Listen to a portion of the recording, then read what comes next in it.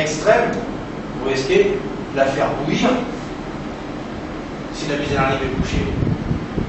C'est pourquoi Pourquoi quoi Pourquoi c'est-à-dire la place de la batterie au calcium, on met une batterie au calcium. Parce que ce type de batterie-là, on peut grimper jusqu'à 7 volts 5 en charge. Alors en fait, si tu branches cette batterie-là à la place de celle-ci, le détonateur il ne sait pas que tu n'as pas mis la bonne batterie. Il va envoyer une charge complète. Oui, un petit peu moins aujourd'hui, mais à une époque c'était très avancé.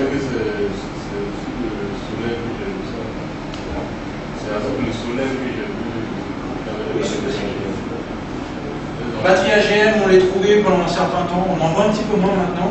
C'est les batteries sèches. Il n'y a pas d'électrolyte dedans.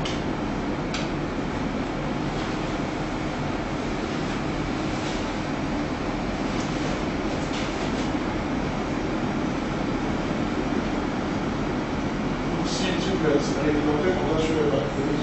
Comment? Oui, c'est marqué sur la batterie. C'est marqué AGM.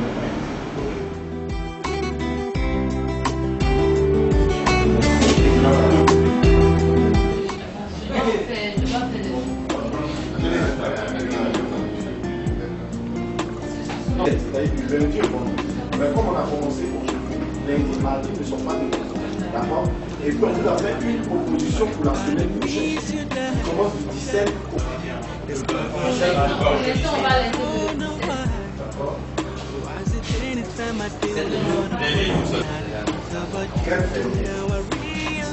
Le motif,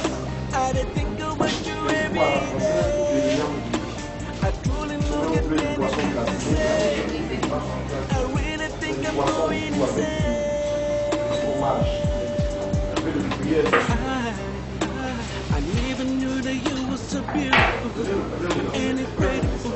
When I close my eyes, I see a picture so unbelievable, so irreplaceable. How could I let you go? Let you walk out the door. Girl, I'm all alone. When are you coming home? I wanna know. Don't wanna let go. Make someone please bring me back. I didn't miss you there. I didn't make it try to understand. It's how I like you, and I wonder why is it every time I take another person? Un sourire? Now I realize that I didn't think about you every day.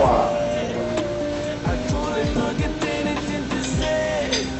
j'ai dit salade mexicaine avec le poisson frais avec le poisson. Et essayer de lever pour les champignons, gratiner les pommes de terre, mais étouffer. Les étouffer, c'est étouffer, mettre des jus dedans,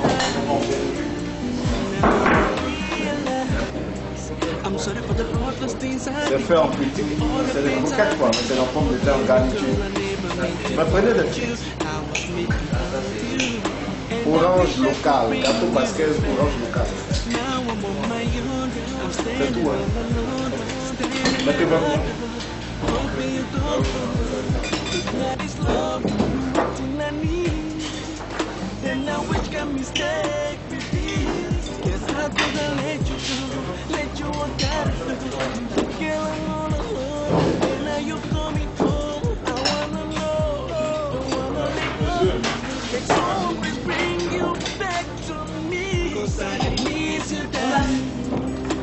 I beg you, make you try to understand. There's no one like you, and I wonder why is it anytime I deal with another person, I think about you. Now I don't realize it. I think about you every day. I truly don't get anything to say.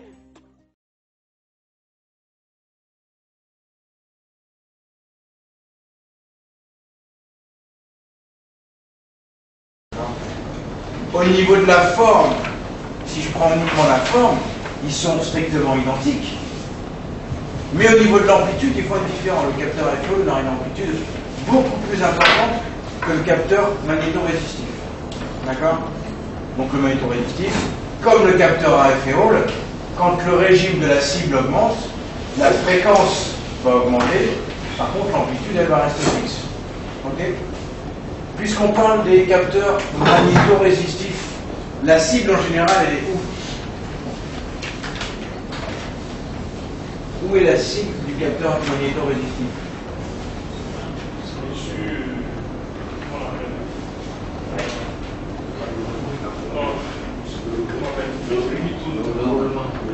Sur le roulement, effectivement, l'intégral roulement. Donc ne vous trompez pas de sens quand vous posez le roulement. Ok? Et puis il n'en restait plus qu'un, hein, le capteur inductif. D'accord? Donc on a un signal sinusoïdal, une courbe sinusoïdale. Attention, c'est bien de l'alternatif. D'accord? On est bien sur un courant alternatif. Sur le capteur inductif, le signal, donc c'est sinusoïdal. Vous pouvez avoir un repère de référence qui va être le codage par une double dent ou une fausse dent, un creux angulaire, d'accord? Ici, le signal, quand la vitesse de la cible va augmenter, le signal, qu'est-ce qu'il va faire? Quand la vitesse de la cible augmente, ici, le signal, qu'est-ce qui se passe au niveau du signal? Oui, l'amplitude augmente, mais pas seulement l'amplitude. C'est la fréquence aussi. D'accord? Donc là, rappelez-vous, hein, un bobinage dans un noyau, enfin tout, un aimant, et en face, une cible, avec des dents, ou alors avec des fenêtres. Ok? Ici, vous avez une plaquette de Hall. Combien de fils ici? Alimentation, masse et signal. Une cible qui peut être soit polarisée, vous vous rappelez, pôle nord-sud, nord-sud, nord-sud, soit des dents, soit des fenêtres, peu importe. Et ici, on parlait tout à l'heure au niveau de la cible, hein, c'est le joint du roulement en général qui fait office de cible à condition du frein à disque et que j'ai l'ABS dessus. Pour le capteur inductif, qu'est-ce qu'on va contrôler? Entre autres, les contrôles visuels, les contrôles de faisceau, c'est les capteurs. On va contrôler la résistance du bobinage pour l'inductif. On va contrôler l'entrefer, éventuellement, le signal à final. Vu? On a fait un autre capteur hier, avant de partir. Comment est-ce qu'il s'appelait? Capteur barométrique. Alors, il y a eu le capteur barométrique. Le capteur piézo-résistif. Piézo-résistif. On a vu les capteurs piézo-résistifs. Piézo, ça veut dire Pression. pressé. Donc, quand j'appuie dessus, la résistance varie. Donc, quel que soit le capteur de pression, en général, on utilise cette technologie piézo-résistive. Ok? Capteur piézo-résistif. Une membrane qui se déforme sur la membrane qui a des résistances. Combien de fils sont ces capteurs piézo-résistifs? 3 fils, alimentation, masse, signal. Qu'est-ce qu'il ne faut surtout pas faire sur un capteur piézo-résistif? La résistance. Mesurer la résistance. Lorsque la pression augmente, le signal augmente. Il varie de combien à combien? De 0,5 Oui. à 4. Oui, il varie entre 0 et 5. Alors en général, on commence à, quand vous allez démarrer, vous avez la pression tubu ou la pression rampe, peu importe, puisque vous l'utilisez dans plusieurs cas. En général, vous êtes à 0,5 et vous grimpez jusqu'à 4,5. Attention. Par contre, là, tu as activé sur le désactivé.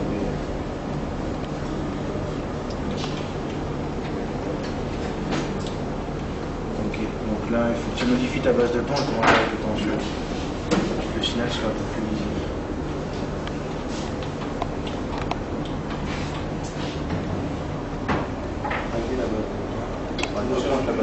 Hop, là on voit que c'est quand même une vibration. Il réduit là quand même un petit peu. D'accord. Voilà, c'est bon. Là on voit bien la vibration. Alors là on a mis le trigger. Hein. C'est pour ça qu'il est bloqué. J'ai posé le trigger ici. Si je diminue encore, je vais voir les vibrations des différentes combustions. Vous voyez, pour chaque combustion, il y a une vibration.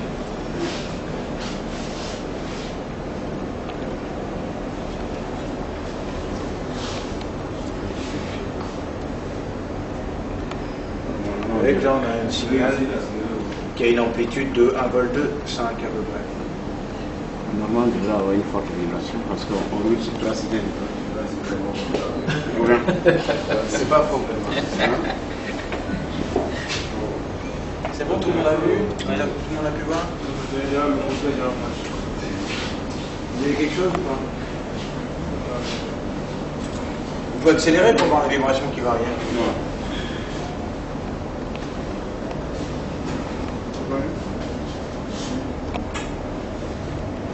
Voilà, vu que c'est une maquette fictive, on voit pas énormément de différence, mais je vous montrerai à l'oscillo que ça change. Normalement, on devrait. Si on le fait sur un véhicule, on arrive à générer du cliquetis. Mais la Logan, elle n'a pas de détecteur de cliquetis. Non. T'en as pas sur tous les moteurs, les détecteurs de cliquetis. Et la Nissan peut avoir le. Non, mais je sais pas que c'est notre câblage. Pour aller se piquer sur le détecteur de cliquetis, c'est l'enfer. Il faut trouver le faisceau ou face. Les Anglais sont captés de Du film chauffant. D'accord? Le film chauffant, il chauffe. Quand je n'aspire pas d'air, que le film est chaud, est-ce qu'il y a une différence de température entre T1, la valeur indiquée par T1, et la valeur indiquée par T2? Non. Elles sont à la même distance et il n'y a pas de. Donc elles vont toutes les deux indiquer la même température. T1 moins T2 égale 0. Je n'aspire pas d'air. Maintenant, j'aspire de l'air. Qu'est-ce qui va se passer? L'air passe d'abord devant T1, après au-dessus du film chauffant, et après devant T2. Le film chauffant, comme son nom l'indique,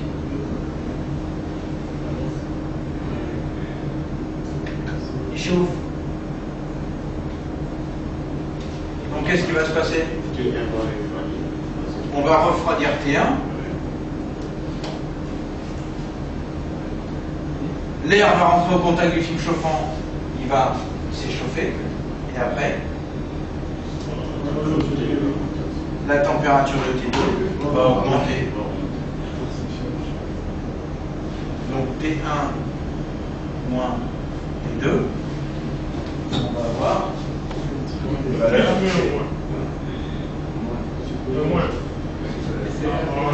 en négatif inférieur à 0 négatif. D'accord? La différence de température va m'indiquer la quantité d'air que j'ai aspiré. Tout simplement. Imaginez maintenant que l'air passe dans l'autre sens.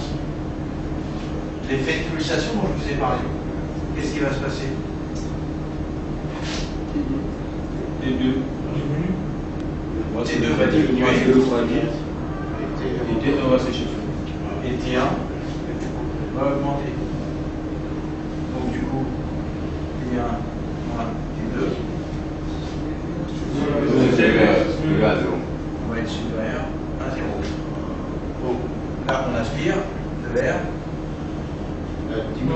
Maintenant, on met T2 avant T1. On refait de l'air. La diminution du T2 n'est pas aussi importante. Elle ne sera pas aussi importante que dans ce sens-là. Mais T1 sera toujours supérieur à T2. D'accord? Parce qu'effectivement, l'air qui est rentré, il s'est réchauffé par les calories qu'il y a dans le compartiment. D'accord? Ça va? Alors en théorie, c'est plus précis.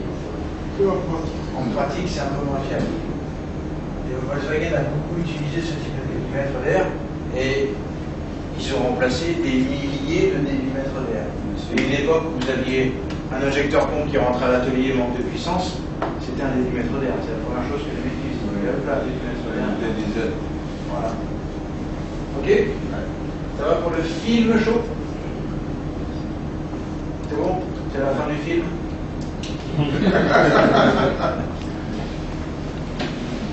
Des questions? Le bandit n'a pas encore. Au niveau des contrôles, ça va être les mêmes.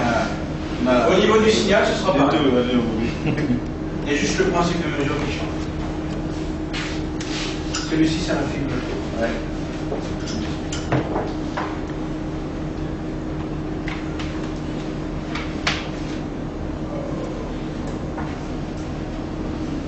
Est-ce que ça change quelque chose pour vous au niveau du contrôle entre un fil chaud et un film chaud?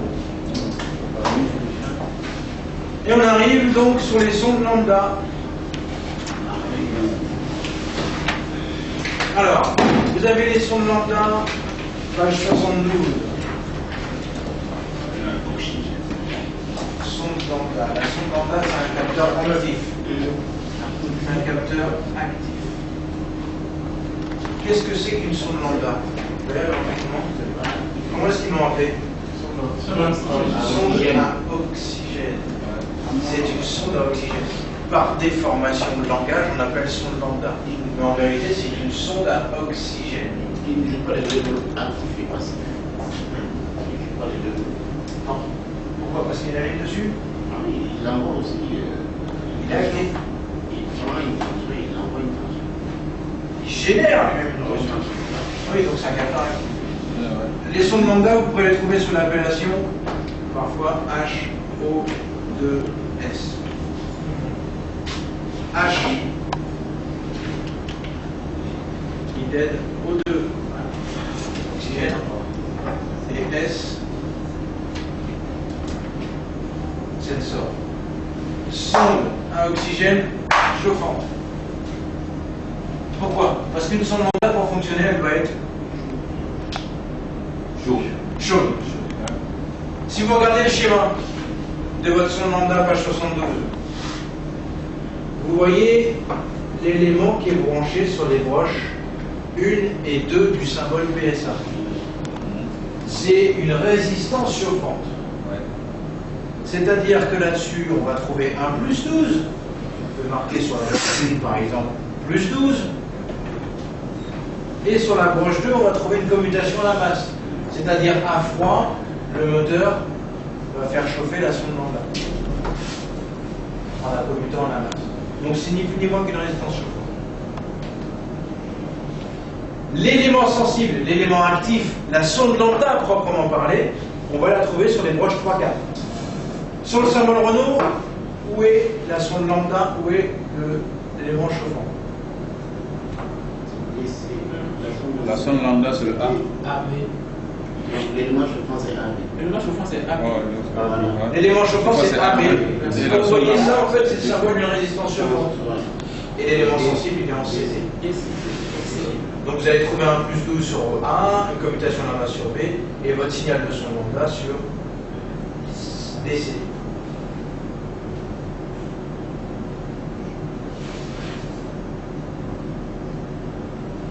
Alors, pour fonctionner correctement, une sonde lambda doit être minimum à 350 degrés. En dessous de 350 degrés, elle ne fonctionne pas correctement. C'est pas qu'elle ne fonctionne pas, elle ne fonctionne pas correctement. D'accord. C'est pour ça qu'en général, les sondes lambda, on les met très près du moteur, on rapproche le catalyseur du moteur. À une époque où c'était sous la voiture, maintenant on les trouve carrément en sortie du collecteur d'échappement.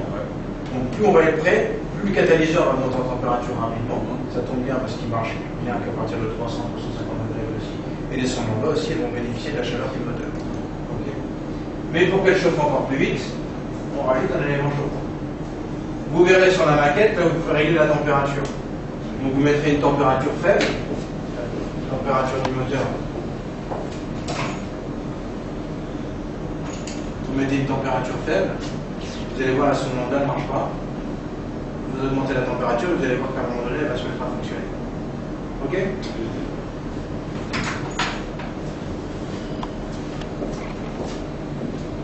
Donc, vous avez les notes. Hein. À partir de 350 degrés, la sonde lambda fonctionne. C'est pour ça qu'on rajoute un élément chaud. On vous dit quoi sur la sonde lambda page 72? Capteur électrochimique. C'est un procédé chimique qui va générer une tension. Non alimenté, c'est un capteur actif. Comparant, ça c'est très important, l'oxygène de l'air et l'oxygène contenu dans les gaz d'échappement. On compare la quantité d'air, d'oxygène contenu dans l'air par rapport à la quantité d'oxygène contenu dans les gaz d'échappement, comme une balance. La tension produite par la sonde est représentative de la teneur des gaz d'échappement en oxygène. La tension produite par la sonde est représentative de la teneur des gaz d'échappement en oxygène. C'est une première sonde lambda, il n'y avait qu'un seul fil. Après, on en a mis 2, et maintenant on en a 4. Parce qu'avant, il n'y avait pas d'éléments chauffants, et elles prenaient leur masse par la ligne d'échappement. Sauf que quand on enchaînait l'échappement, la sonde lambda ne fonctionnait plus. Donc on s'est dit, ok, on va rajouter un fil pour la masse de la sonde lambda, et puis on va rajouter un élément chauffant pour qu'elle chauffe plus vite. Donc aujourd'hui, vous pouvez trouver avec 4 fils. Vous pouvez très bien trouver des sondes lambda, enfin des sondes à oxygène, avec un seul fil. Plus aujourd'hui, mais il y a une époque. Alors, au niveau des signaux, plutôt déjà au niveau du fonctionnement de la sonde lambda.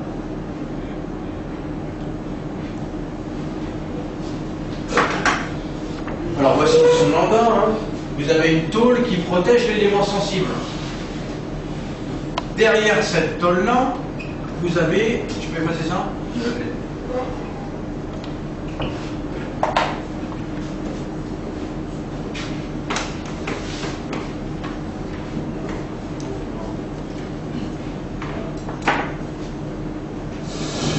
Derrière la tôle de protection, vous avez un élément sensible, ici. Ok? Vous ne voyez pas cet élément sensible. Là, c'est une sonde lambda qu'on appelle type digiforme. Digiforme, pourquoi? Parce qu'elle a une forme de doigt. Si vous enlevez la tôle, vous verrez, il y aura un espèce de petit doigt tout blanc. L'élément noir qui est ici, c'est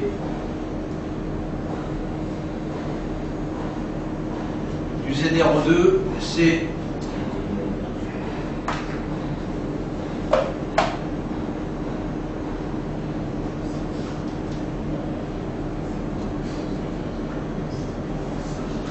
du dioxyde de zirconium. Pourquoi est-ce que je vous dis ça, du dioxyde de zirconium? Vous connaissez le zirconium? Si, vous connaissez forcément. On a déjà vu plusieurs fois, parce que le nom, là, ça ne veut pas. C'est des faux diamants. Les imitations de diamants qu'on trouve. Vous trouvez une imitation de diamant, ça va pas du diamant, hein. C'est du dioxyde, c'est du zirconium. Donc ici, vous avez du dioxyde de zirconium. La sonde lambda, elle fait saillie dans la tubulure d'échappement. Là, c'est votre tubulure d'échappement. Sonde lambda. Dioxyde de zirconium. De chaque côté de la sonde lambda, ici et là, vous avez des couches de platine. 2 couches de platine. Alors ça sert à rien de démonter la sonde lambda pour la récupérer, hein, c'est vraiment hyper fin, on ne va rien récupérer. Le platine, en fait, il va laisser passer les molécules d'oxygène, mais pas les gaz d'échappement. D'accord? Chacune des couches de platine est reliée au module de gestion moteur. Ok? Ça roule pour ça? 2 couches de platine. De ce côté-là de la sonde lambda, sur le niveau de la couche extérieure, vous avez